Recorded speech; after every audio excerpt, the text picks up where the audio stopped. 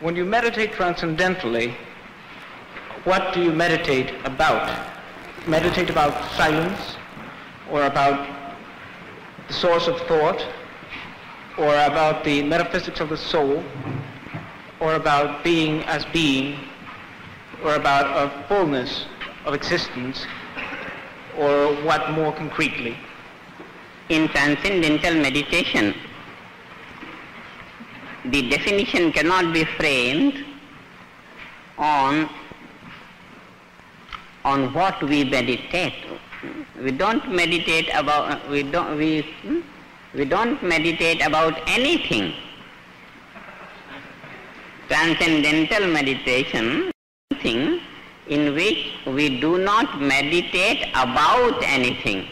Meditation about anything means contemplation. Meditate about the petal, think all this. This I call contemplation. And contemplation is thinking about something on the level of meaning. It's like swimming on the surface of the pond. In thinking about something, we come across newer and newer meaning, newer and newer phases about it. But it's like swimming on the surface and finding new horizons, but remaining on the surface. Transcendental meditation is diving deep into the pond.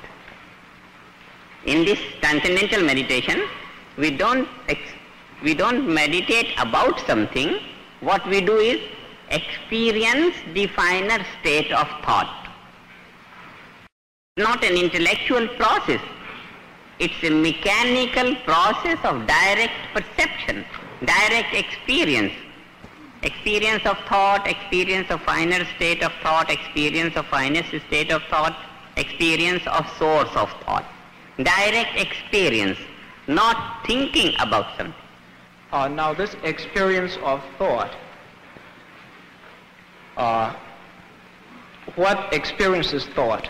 Thought experiences itself, or thought experiences an object? Mind experiences the thought. The thought is the object of experience in this case. Gross state of thought and subtle state of thought and subtle state.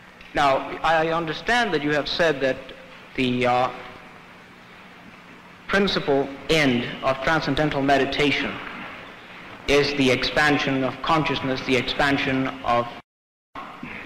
And I presume also that you... Expansion of the mind is the result of this process of experiencing finer state of thought.